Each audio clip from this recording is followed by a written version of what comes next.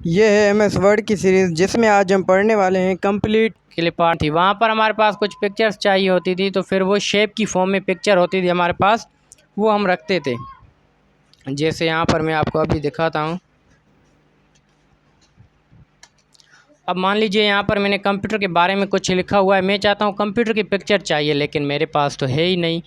तो फिर क्या करेंगे, वर्ड में जाएंगे तो ये विंडो आएगा, इधर कंप्यूटर सर्च करके गो कर देंगे। सर्च कहाँ पर करना है, ये सर्च बार में, इसको हम बोलते हैं सर्च बार। ये जो एरिया है सर्च बार है क्लिपबोर्ड का। सर्च बार पर क्लिक सर्च करेंगे और गो पर क्लिक करेंगे तो यहाँ पर देखें कंप्यूटर के कुछ ओल्ड पिक्चर्स आएंगी, ज़ाहिर सी बात है, न्यू तो अभी नहीं आएंगी। तो जो भी आप पिक्चर लेना चाहें वो आप ले सकते हैं। नीचे स्क्रॉल करेंगे तो वो पिक्चर आप ले सकते हैं। और यहाँ से मैं ये वाली ले लेता हूँ, इस पर क्लिक करता हूँ। क्लिक करने के बाद वहाँ पर वो इंसर्ट हो जाएगा। अब इसको ख़त्म करते हैं। ये देखें कंप्यूटर की पिक्चर आ गई। अब मैं बता सकता हूँ कि ये मैंने कंप्यूटर के बारे में लिखा हुआ है। तो ये होता है आपका यूज़ किस चीज़ का, ये यूज़ होता है क्लिप आर्ट का। क्लिप आर्ट के बाद वही हमारे पास सेटिंग्स आ रही है फॉर्मेट की। तो ये फॉर्मेट हम क्या कर सकते हैं, अभी मैंने आपको बताया है तो इसको बताने की ज़रूरत नहीं है। दूसरा है शेप। शेप इंसर्ट कर सकते हैं।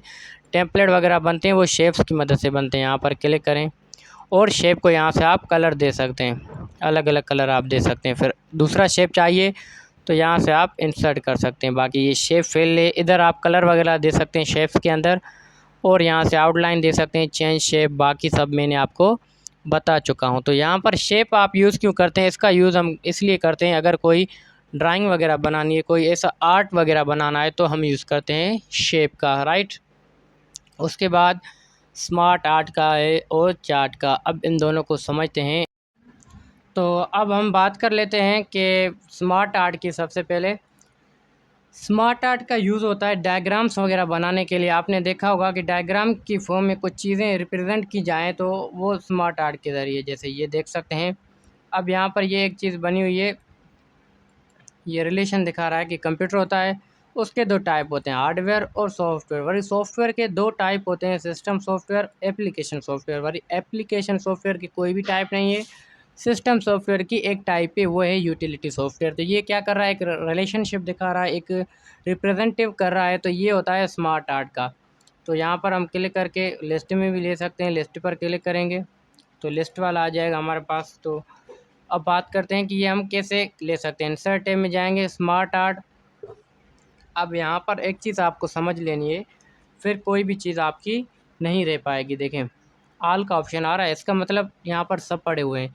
अगर कोई ऐसी चीज़ आपको शो करवानी है जो कि लिस्ट की फॉर्म में लिस्ट होती है ना, जैसे लिस्ट वाली दिखानी है तो इसका यूज़ करेंगे, नहीं तो फिर प्रोसेस वाले का। अगर कोई प्रोसेस हो रही है, साइकिल बनी हुई है किसी चीज़ की, वो वाली हाइब्रिड रिलेशनशिप, तो ये सारी चीज़ें आप इसकी मदद से कर सकते हैं। हम प्रोसेस पर क्लिक करते हैं तो यहाँ पर हम जो भी लेना चाहें वो ले सकते हैं। तो यहाँ से मैं इस पर क्लिक करता हूँ, ये सिंपल है।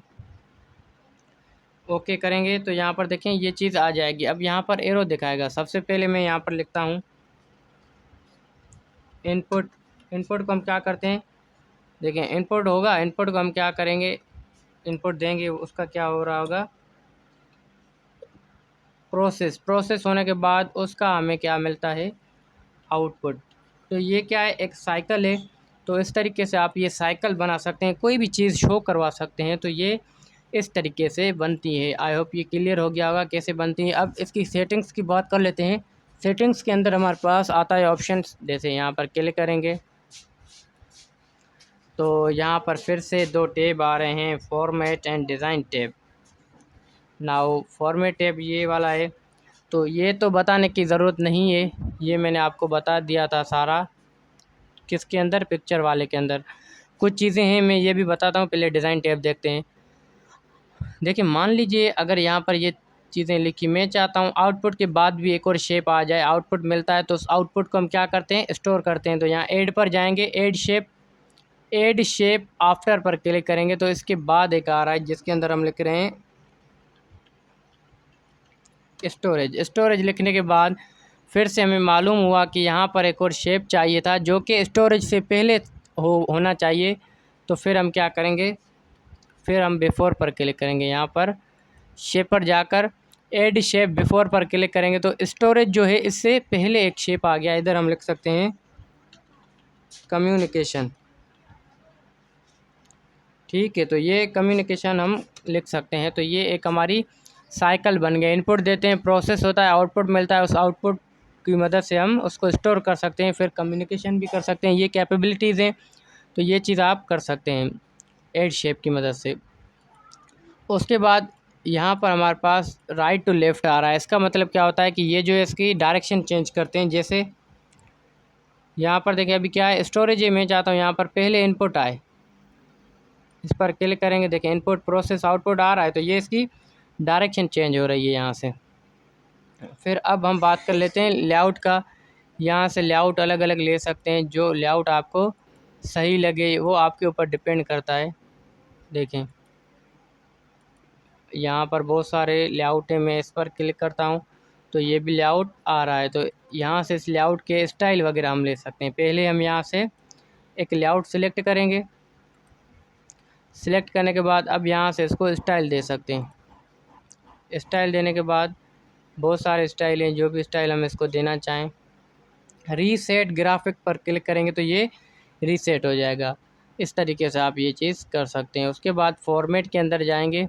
देखिए फॉर्मेट के अंदर जाने के बाद इस पर हमने क्लिक की तो यहाँ पर हम क्या कर सकते हैं, इसको स्टाइल वगैरह दे सकते हैं। ये देखें, तो यहाँ से ये टेक्स्ट का कलर वगैरह हम चेंज कर सकते हैं।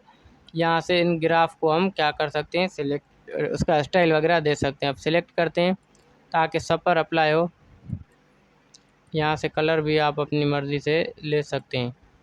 यहाँ से स्टाइल टेक्स्ट का चेंज होगा, ना कि उसका।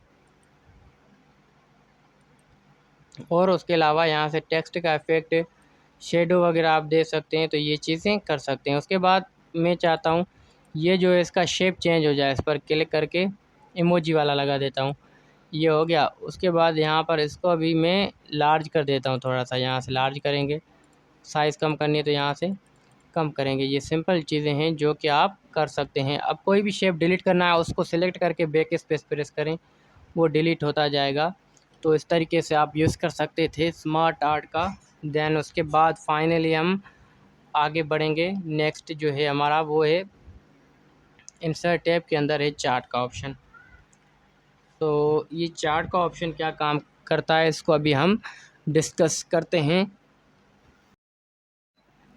अब देखें चार्ट का जो यूज़ है इस तरीके से होता है, कोई भी डेटा है आपके पास, वो आपको रिप्रेजेंट करनी है तो हम यूज़ करते हैं चार्ट का। डेटा रिप्रेजेंट मतलब जैसे कि आपको कोई रिकॉर्ड वगैरह में बताना है कि देखिए मैं पहले यहाँ पर डेटा ऐसे टाइप कर देता हूँ आपको समझाने के लिए।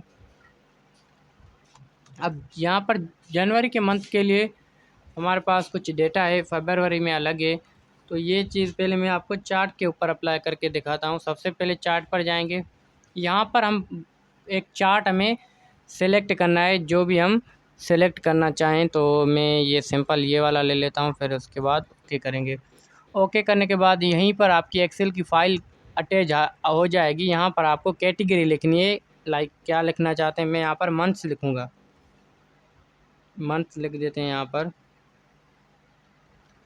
सबसे पहले हमारे पास है जनवरी, फरवरी। अब इन दोनों को सिलेक्ट करके इसको हम मूव कर देते हैं, 4 मंथ और कर देते हैं। देखें अब यहाँ पर 4 मंथ हो गए हमारे पास। अब यहाँ पर ये सीरीज़ लिखी हुई है, तो यहाँ पर हम नाम लिखेंगे किसी भी चीज़ का। जैसे यहाँ पर मैं लिख रहा हूँ फुटबॉल। फुटबॉल के बाद यहाँ पर हम लिखते हैं कि क्रिकेट, CRCKET, क्रिकेट। यहाँ पर हॉकी। अब सबसे पहले जनवरी के मंथ में जो क्रिकेट खेली गई है वो कितनी है, 40%, 40% खेली गई है। और जो है फरवरी के अंदर क्रिकेट कितनी खेली गई है, 30%, फिर 20, फिर 10। इस तरीके से ये खेली गई है। अब इसके अंदर जो है क्रिकेट कितनी खेली गई है, 40%। और उसके अंदर हमारे पास 30, फिर 20, फिर 10, तो ये कुछ रिकॉर्ड है। अब हॉकी कितनी खेली गई है, हॉकी हमारे पास कितने मतलब कि इसके अंदर जो है खेली गई है 30%, 20%, 10%, 5%। तो ये रिकॉर्ड हमने बना लिया। अब आपको पहले देखें मैं क्या करता हूँ, यहाँ से इसको रिमूव कर देते हैं। अब ये काम जो है चार्ट का बेहतर है इस तरीके से। अगर आपको कोई भी बोले कि भाई बताओ जनवरी के मंथ में क्रिकेट कितनी मतलब सबसे ज़्यादा रैंक पर कौन सी गेम खेली गई है इन चारों मंथ के अंदर, तो हम यहाँ से देखकर बता सकते हैं। कैसे बताएंगे, ये देखें फुटबॉल लिखा हुआ है, इसका कलर कौन सा है, ब्लू। तो ब्लू कलर वाली कौन सी है, सबसे ऊपर कौन सी है हमारे पास, यहाँ पर देखें फुटबॉल एंड क्रिकेट, ये ज़्यादा खेली गई हैं हमारे मुल्क के अंदर। तो इस तरीके से आप रिप्रेजेंट कर सकते हैं कि जनवरी के महीने के अंदर सबसे ज़्यादा कौन सी खेली गई है, कौन सी खेली गई है, क्रिकेट खेली गई है। और फरवरी में कम, मार्च में थोड़ी और कम, अप्रैल में बिल्कुल कम। फिर इस तरीके से जो है आप रिप्रेजेंट करते हैं डेटा को।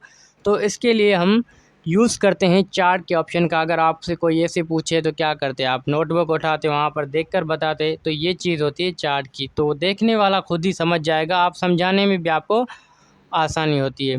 फिर से यहाँ पर लेआउट और फॉर्मेट का टैब आ रहे हैं। तो लेआउट और फॉर्मेट का टैब देखें, लेआउट के अंदर क्या है, फॉर्मेट सेक्शन। तो इसको देखते हैं। फिर एक्सेल के अंदर हम देखेंगे, जब एक्सेल पढ़ेंगे तो ये दोनों मैं आपको समझा दूंगा। बाकी फॉर्मेट तो आपका क्लियर है, स्टाइल वगैरह देने के लिए वो चीज़ें। तो ये चीज़ आई होप कि क्लियर हो गई होगी। अगर इसी वीडियो में मैं कवर करूं तो वीडियो 3 घंटे की हो जाएगी। तो इसलिए मैं इसको इसके अंदर कवर नहीं कर रहा हूं। इस पर मैं आपको वो चीज़ जो है किसके अंदर दूंगा, इंसर्ट। जब हम एक्सेल पढ़ेंगे तो एक्सेल के अंदर ये चार्ट का ऑप्शन ऑलरेडी है, राइट। अब